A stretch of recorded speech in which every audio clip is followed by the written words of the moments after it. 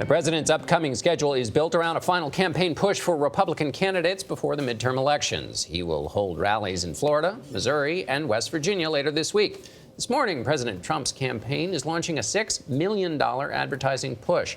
Brad Parscale is President Trump's 2020 campaign manager and is here to talk about the elections. As part of the booking agreement, we agreed to show 30 seconds of an ad focused on the economy. These numbers, they are depressingly weak. The punch to the gut, the economy is growing even more slowly than we thought. But things are starting to change. There's more opportunity and security to invest in the ones that matter. Look, we can't get distracted from the biggest issue, which are jobs and our kids' future. But this could all go away if we don't remember what we came from and choose the right future. Brad also served as the digital director for Mr. Trump's 2016 campaign. Welcome to the table, Brad. Thanks for having me here. I got to say, it's very humble for me to be here. Growing up, watching CBS and growing up in rural Kansas, you know, it's an amazing thing to eventually be sitting at this table. Oh, right. We're glad to have you. Yeah, we're glad you're here. Here, the president said, get out in 2018 because you're voting for me. So why is he not in the ad? Well, look, right now, this midterms, this is about holding the House and growing our lead in the Senate. The president's not on the ballot, but this is about his agenda, and it's about the America First agenda and what he's accomplished in 2 years. And this ad says, can't go back. It's important to get out and vote. The things that have changed in the last 2 years, they can simply go away. And we need to get and vote Republican. The ad says that, but the president says, and he has some weight in the political conversation with his voters, he says it's about caravans and Kavanaughs, which is not about the economy. Yeah, well, it's about everything. Things are getting better. And there's still things we have to get done. And if we don't hold the House, we don't increase our lead in the Senate, those changes can't keep coming. And to deal with immigration laws and to deal with the things and the problems we still have and to make this country even safer and better, we have to have the Republicans and party empowered. And I think the president, without that, you know, the fight turns into obstruction. It seems like he makes your job harder, really, because you're trying to say economy, economy, economy, and the ad itself says don't get distracted. He is very good at distracting the conversation from what you're trying very hard here to keep it all focused on. Well, look, the economy also has to deal with illegal immigration. You know, I think right now, as you see, it's getting tougher to get into this country in some ways. You're starting to see unemployment go down, and I think what's happening is you're seeing wages increase, and that's making people's lives better.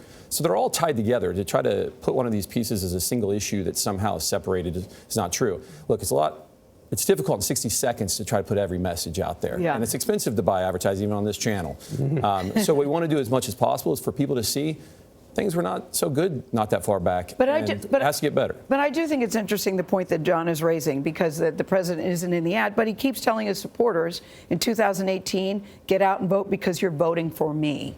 That seems to be his message on the campaign. Yeah. On the campaign stuff. There's two different people this also go to. The president's base, which I call the army of Trump, he's going to fight for them to show up. They are paying attention. There's also a huge batch of independent voters, suburban mothers. There's people out there that might not be watching the news every day. There's people that watch less than 5% news. They're watching Bravo, they're watching CBS TV shows, they're not watching the news. And I think this commercial is really targeted towards them. If you look at where we're making the buy, it's targeted towards those people, the people that maybe aren't quite as connected every day, that really need to think and remember, wow, things are getting better. And this is about their children. It's about them having a better future. If the economy gets better, a lot of other things can work a lot easier. Can we just show, just for our viewers too, and just pointing out, we had this made up, it's from the Bureau of Labor Statistics, which is, of course, government independent service, about the unemployment rate. And if you take a look at it, it's actually, unemployment rate has been on a steady decline since 2010. That was before President Trump took office. So does he need to share some of the credit with his predecessor, or is he only responsible Look, for I think the president has done so many things with deregulation. He's done so many things to boost the economy. The GDP growth is there. Unemployment continues to dip, but I think the real thing is the rise in wages. That was just stagnant, and we need to keep increasing wages for people. The fact is, some people 15 years ago were making the same amount of money they were today, needed to stop. And I think one of the problems of that was illegal immigration. And I think that the wage increases are significant, and I think that you're seeing that from a lot of the policies this president brought. We've talked a lot about social media. You were the digital director in 2016. I remember you telling 60 Minutes that you knew Donald Trump was going to win because of Facebook and what you saw happening on Facebook. What about how Facebook is now altering its algorithms? Yeah, so I get asked this a lot.